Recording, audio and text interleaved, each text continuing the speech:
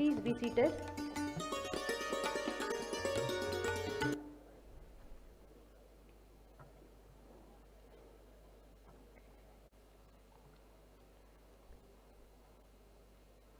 I request Honorable OSD to Chancellor Shri Palash Garg to honor the guest of honor, Professor Dr. Bharat Sharan Singh, Chairman MPPURC, with a bouquet.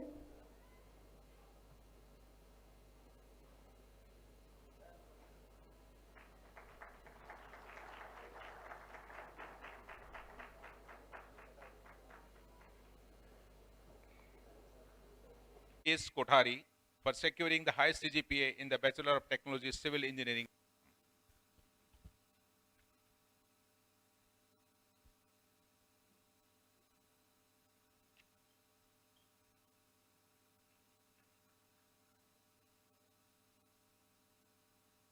To the candidates who are permitted to receive the same in absentia, Simrat Tuteja.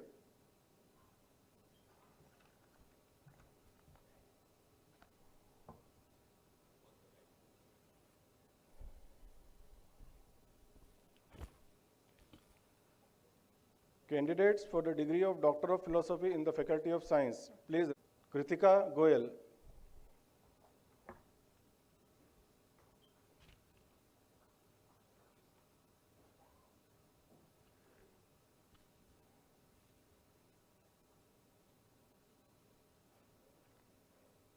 Candidates for the degree of Master of Computer Application. Professor Singh has been awarded the gold medal in the year 2015 from Geological Society of India for his valuable scientific research contribution in geology.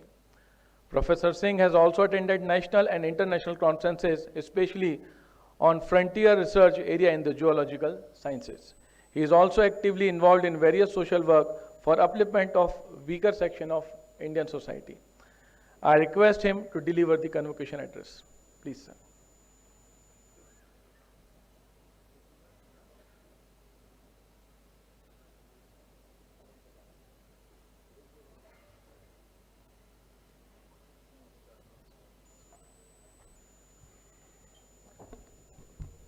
आज के दीक्षांत समारोह के मुख्य अतिथि professor Venugopal जी, विश्वविद्यालय के कुलाधिपति आरसी मित्तल जी, कुलपति प्रोफेसर पटनायक जी, पलाश गर्ग जी, गवर्निंग बॉडी एवं बोर्ड ऑफ मैनेजमेंट के सभी सम्मानीय सदस्यगण, मेडिकैप्स के सम्मानीय प्राध्यापक, विद्यार्थी और अभिभावक, गार्जियन, पेरेंट्स जो भी विद्यार्थियों के यहाँ पर आए हुए हैं, सबसे पहले मैं आप सभी को इस बात की बधाई देता हूँ कि आप लोगों ने जीवन का एक अध्याय पूर्ण किया और समस्त उच्च मापदंडों को पूर्ण करते हुए स्नातकोत्तर, स्नातक, स्नातकोत्तर और पीएचडी की उपाधि से विभूषित हुए, सम्मानित हुए। मेरी एक बार पुनः सबको बधाई। किसी के जीवन में कुछ ऐसे क्षण होते हैं जो जीवन में एक बार ही आते हैं, इसके बाद दोबारा अवसर मिलता नहीं। तो ऐसा क्षण जो जीवन में एक ही बार आता है, उसको हम किस प्रकार से मनाएं, किस प्रकार से आत्मसात करें कि बाकी जीवन भर उसकी स्मृतियां हमारे साथ में रहें।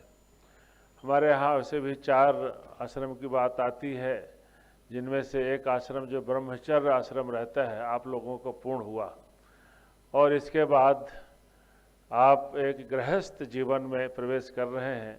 आपका गृहस्थ जीवन भी आनंदित और सुखमय हो। और ये जो क्षेत्र आप लोग प्रवेश कर रहे हैं, वास्तव में संघर्ष से भरा हुआ है।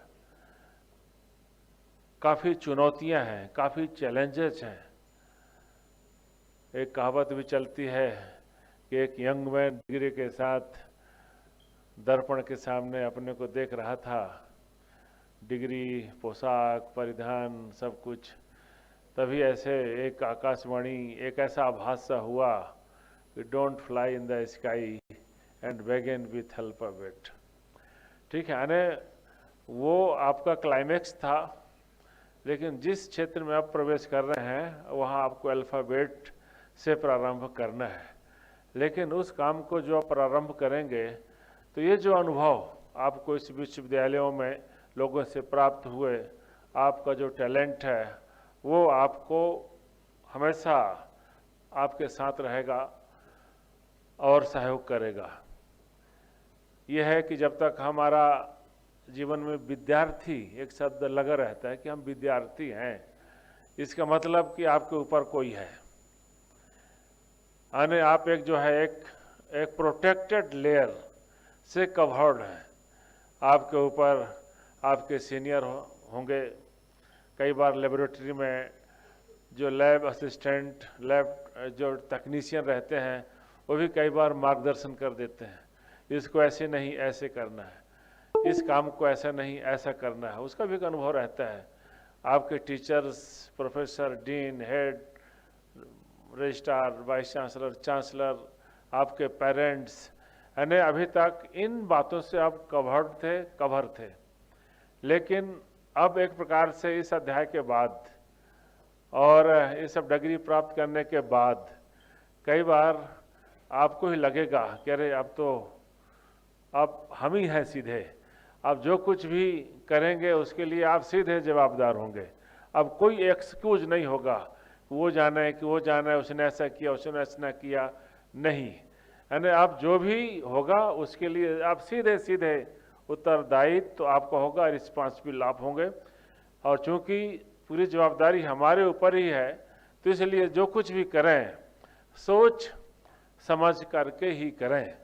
अभी आपने ओथ एक प्रकार शपथ भी ग्रहण किया, और शपथ में क्या चीज़ें आया कि हम ऐसा कोई भी काम नहीं करें जिसके कारण हमारे पेरेंट्स का, हमारे संस्थान का या किसी भी कारण से ये मैसेज ना जाए कि अरे ये तो मेडिकैप्स का विद्यार्थी है, यहाँ तक पढ़ा है और किस प्रकार किसका स्वभाव है। तो ये हमेशा अपने साथ इस विषय को रखना है। और दीक्षांत की बात आती है तो तैत्तिरीय उपनिषद में भी इसका वर्णन मिलता है। पहले गुरुकुल होते थे, गुरुकुल तो आज भी होते हैं। गुरुकुल कोई ऐसा शब्द थोड़ी है जो एकदम नया है हमारे लिए। गुरुकुल यानी क्या? गुरुकुल यानी आज भी यूजीसी कहती है, वेणुगोपाल जी बैठे हुए हैं, कि स्टूडेंट और टीचर्स का रेशो अनुपात 1:10, 1:15, 1:20, यानी इस प्रकार से जब अनुपात रहता है, जो भी रेगुलेटरी बॉडीज हैं उनके रिकमेंडेशन से रहते हैं, तो इस प्रकार से यह एक कुल बन जाता है, एक फैमिली बन जाती है। तो इस प्रकार से एक टीचर और ये 10 स्टूडेंट और ये एक फैमिली, ये एक गुरुकुल हो गया। आपका गुरु और गुरु का परिवार अब आपके सर्वांगीण विकास की बात करता है। तो ऐसे सब होता ही है। और शिक्षा पूर्ण होने के बाद इस प्रकार से दीक्षांत समारोह होते थे, और दीक्षांत समारोह में एक प्रकार से आगे के जीवन में कैसा आपका आचरण व्यवहार हो उसका एक पुनर्स्मरण भी कराया जाता था। और आचरण क्या है? सत्यम बद्ध, धर्मम चर,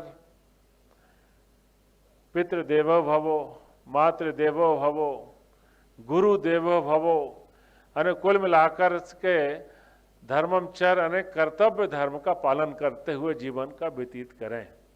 और जब कर्तव्य धर्म की बात आती है तो अपने यहाँ एक श्लोक चलता है, आहार निद्रा भय मैथुनंच सामान्य मेतत् पशु भी नराणाम धर्मा ही तेषाम अधिको विशेषो धर्मेण हीना पशु भी समाना। तो इस प्रकार से आहार, निद्रा, भोजन, परिवार वृद्धि, भय, यह तो प्रत्येक प्राणी के लक्षण है। प्रत्येक प्राणी, मनुष्य ही एक ऐसा प्राणी है जिसका जीवन कर्तव्य आधारित रहता है। उससे अपेक्षा ये रहती है कि वह कर्तव्य आधारित, यानी उसको भली भांति ज्ञान हो क्या करणीय है और क्या करणीय नहीं है, और वो हम सब जानते हैं। तो इस प्रकार से धर्मम चर सत्यम बद्ध की बात कही गई है। फिर आगे भी कहा गया है कि इसके बाद भी यदि नहीं समझ में आता तो अपने विवेक के अनुसार सकारात्मक भाव के साथ सोचिए, विचारिए और काम करिए। और इसके बाद भी कहीं भ्रम है, what to do and what not to do, सब भ्रम है कि क्या करना चाहिए क्या नहीं करना चाहिए इस प्रसंग में, तो ऐसे प्रेरणा स्वरूप जो श्रेष्ठ लोग हैं, प्रेरणा स्वरूप श्रेष्ठ लोग की ऐसी सिचुएशन में हमारे सर ने ऐसा किया था, ऐसी पोजीशन में हमारे गार्जियन ने या फलाने व्यक्ति ने ऐसा किया था, तो हमको भी पालन करना चाहिए। इसीलिए कहा जाता है यद्दाचरित श्रेष्ठस्तस्त देवे तरोजना है, सा यत् प्रमाणम कुरते लोकस्तदानुवर्तते। यानी जिस प्रकार से श्रेष्ठ जन आचरण करते हैं वैसा आचरण हमको भी करना चाहिए, अनुपालन करना चाहिए, और ऐसा करेंगे तो हम भी श्रेष्ठ ही हो जाएंगे।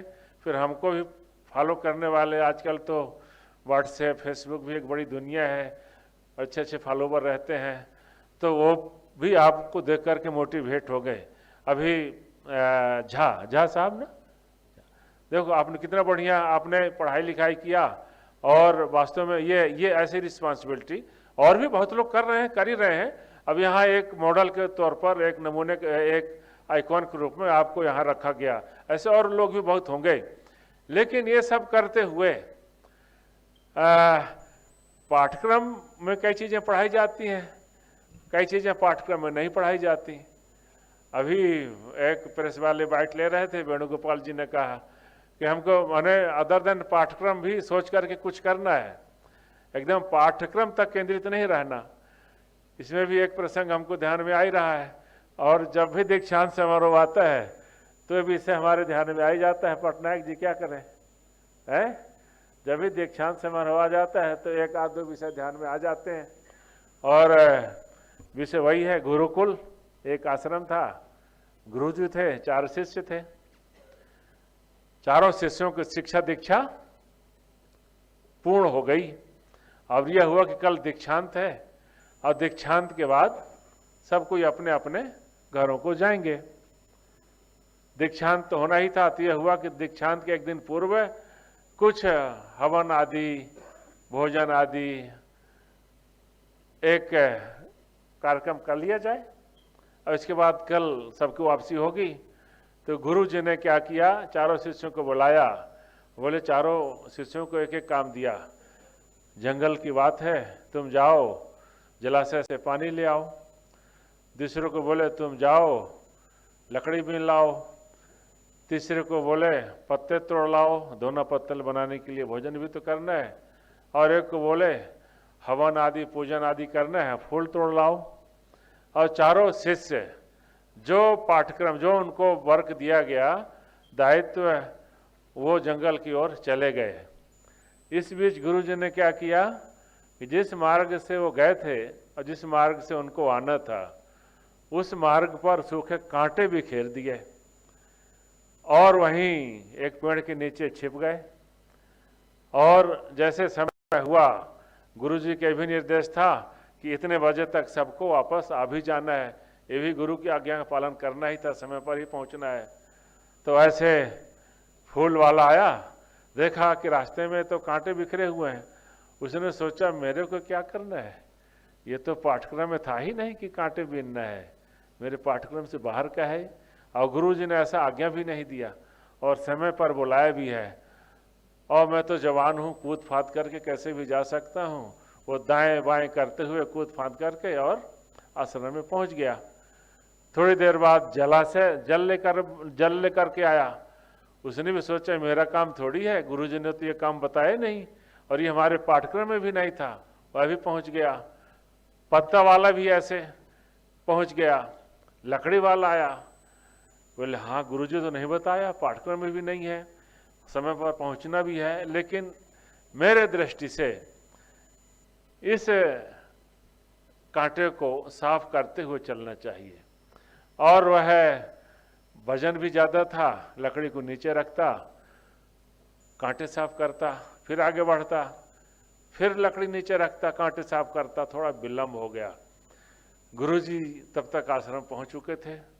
उन्होंने कहा, देखो तुमने निर्देश का पूरा पालन नहीं किया, ये देखो तीनों लोग समय पर आ गए और तुम विलंब से आए।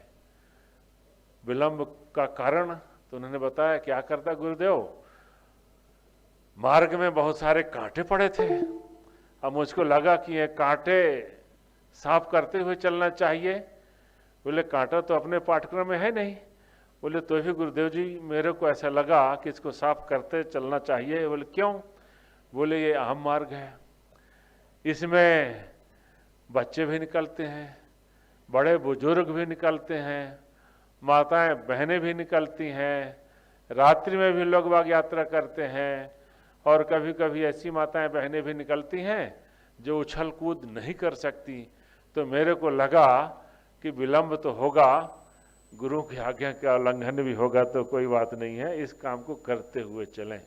गुरुजी ने कहा, शाबाश, तुम्हारी पढ़ाई पूर्ण हुई, तुम्हारी दीक्षा पूर्ण हुई।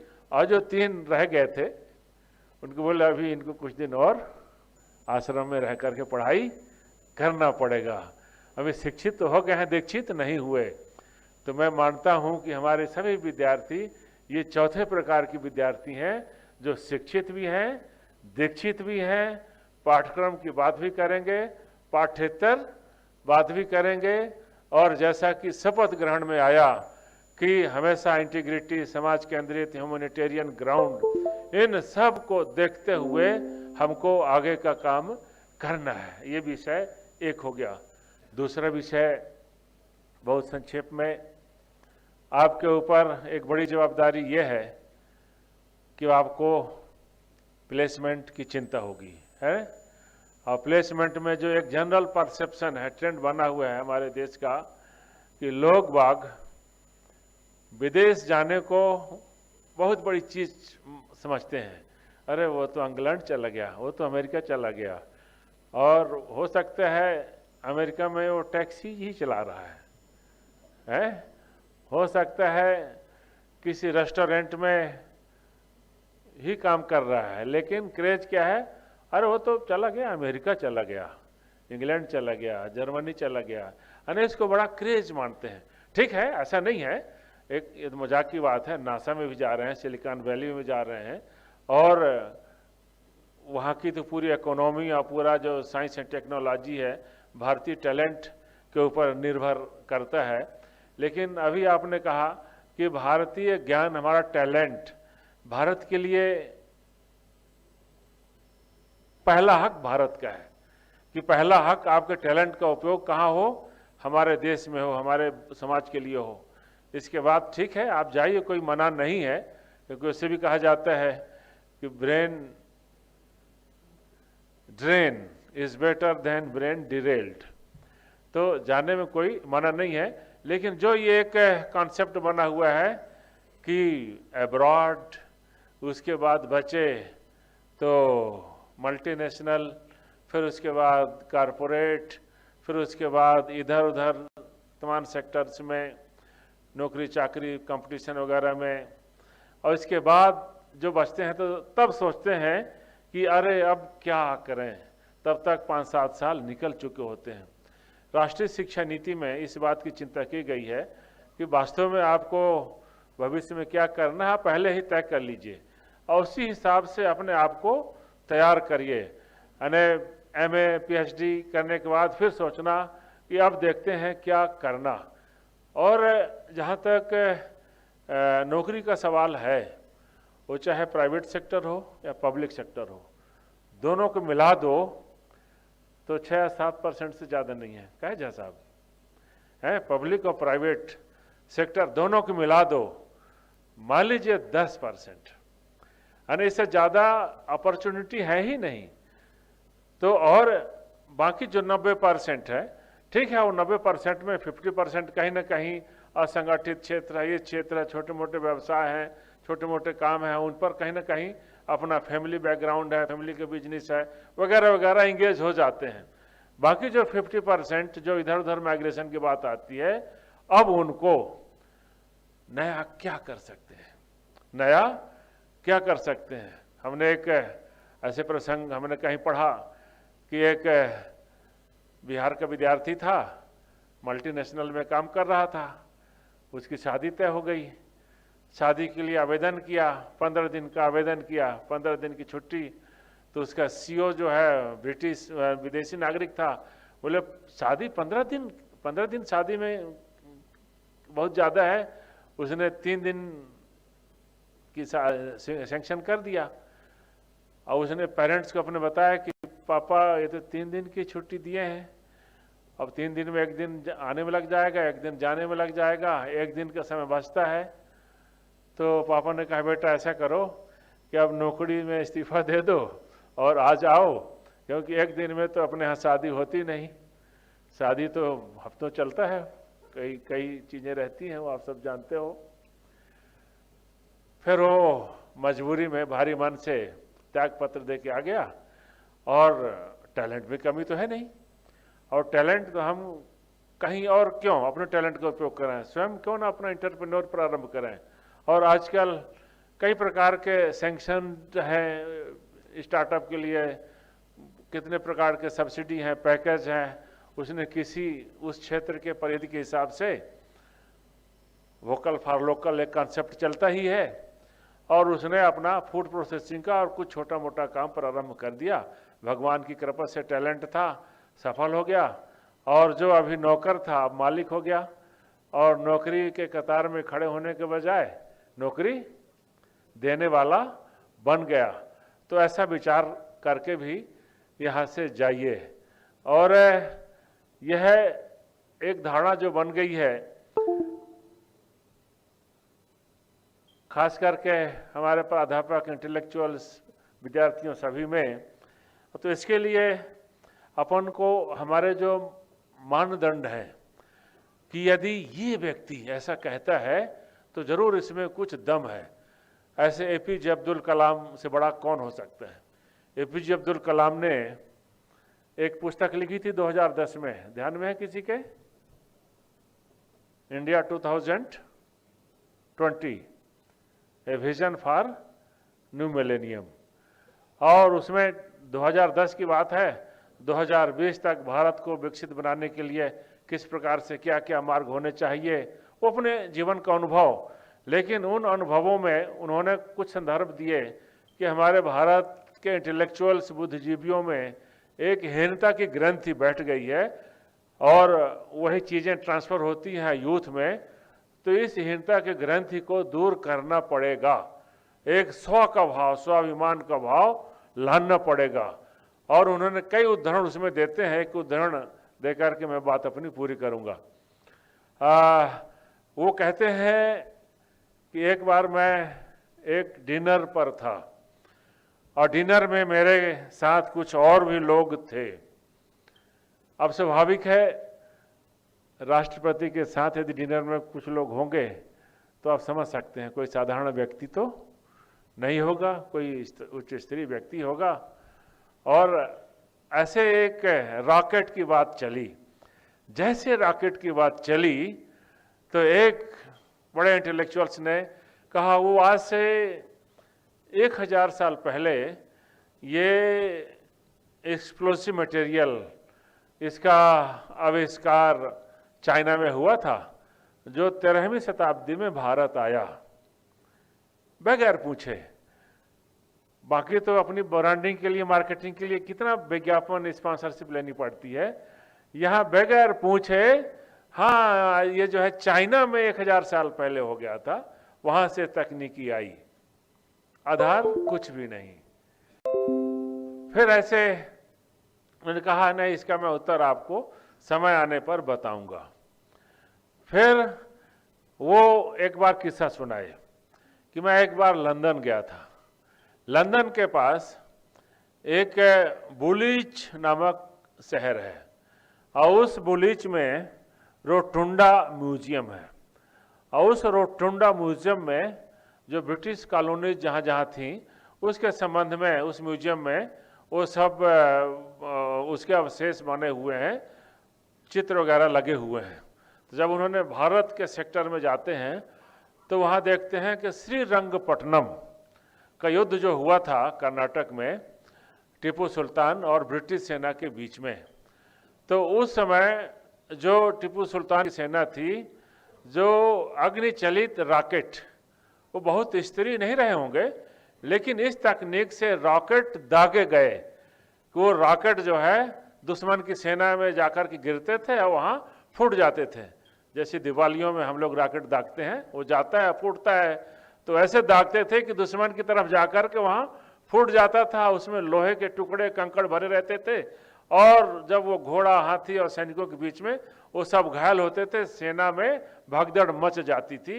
ये दुनिया में पहली बार इस प्रकार से रॉकेट का उपयोग युद्ध में किया गया भारतवर्ष में और श्रीरंगपट्टनम के युद्ध में। तो जैसे ये विषय एपीजे अब्दुल कलाम ने कहा, वैसे तुरंत दूसरे ब्यूरोक्रेट या जो कुछ भी इंटेलेक्चुअल्स, हाँ नहीं, वो जो तकनीक टीपू सुल्तान ने फ्रेंच से मंगवाई थी, उन्हें कहा देखो वहाँ चाइना अपने आप आ गया, यहाँ फ्रेंच बगैर बुलाए आ गया। उन्होंने कहा देखिए ऐसा है, मैं आपको एक पुस्तक दूंगा और उसका रेफरेंस ये है कि उस पुस्तक का नाम है the economics of international space exploration, international space exploration, written by sir Bernard Lovell, जो स्वयं ब्रिटिश साइंटिस्ट थे। और उसमें उन्होंने लिखा है कि पहली बार रॉकेट का उपयोग भारतवर्ष में और इस रंगपट्टनम के युद्ध में किया गया और उनके पास पूरे रिकॉर्ड हैं। इसके बाद जो क्रेसर लीथ, उनका जो रक्षा सचिव था, उसने विलियम कॉनग्रेव नामक साइंटिस्ट को भारत में अध्ययन के लिए भेज करके पूरी उसकी टेक्नोलॉजी और यहाँ से लेकर के गया और पूरी टेक्नोलॉजी विलियम पिट जो ब्रिटिश के प्राइम मिनिस्टर थे उनके सामने रखा और उसको उन्होंने मॉडिफाइड करके और फिर थोड़ा सा एडवांस रॉकेट बनाया। आधार भारतीय रॉकेट था, उसको मॉडिफाइड करके और फिर उन्होंने बोलोंग हार्बर में 1805-7 के युद्ध में उस रॉकेट का उपयोग किया। कहने का तात्पर्य ये है कि हमारे इंटेलेक्चुअल्स, बुद्धिजीवियों में जो एक हीनता का भाव भर गया है कि कुछ अच्छा हुआ है तो बाहर ही हुआ है, हम तो खाली नकलची लोग हैं, वेस्टर्न पपेट लोग हैं, उसी को देख करके अनुसरण करते हैं। तो इस ग्रंथि को अपने मस्तिष्क से निकालना पड़ेगा। यही भाव लेकर के हमारे युवाओं को भी जाना चाहिए। इन्हीं बातों के साथ मैं अपनी बात को पूर्ण करता हूँ। जय हिंद।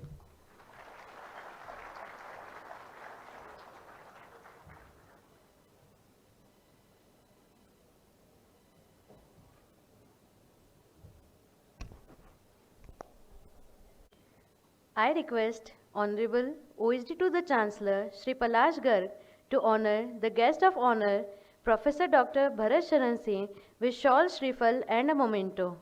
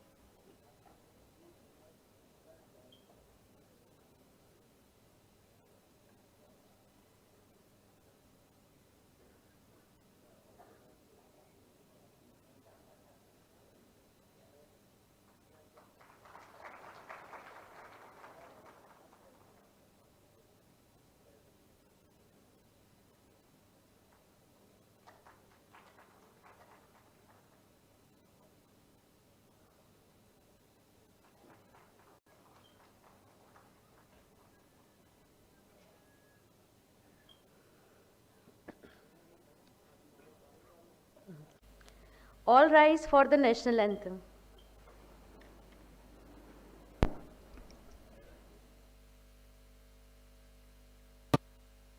जनगण मन अधिनायक जय हे भारत भाग्य विधाता पंच पंजाब सिंध गुजरात मराठा द्राविड उत्कल बंगा विंध्य हिमाचल यमुना गंगा उच्चल जलधि तरंगा तव शुभ नामे जागे तव शुभ आशीष मांगे गाहे तव जय गाथा जन गण मंगलदायक जय हे भारत भाग्य विधाता जय हे जय हे जय हे जय जय जय जय हे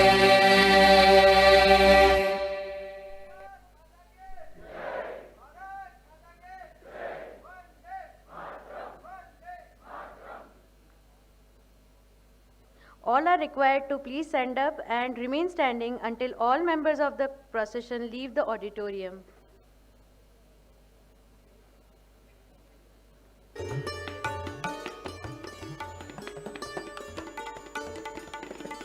All please remain standing until the procession leaves the auditorium.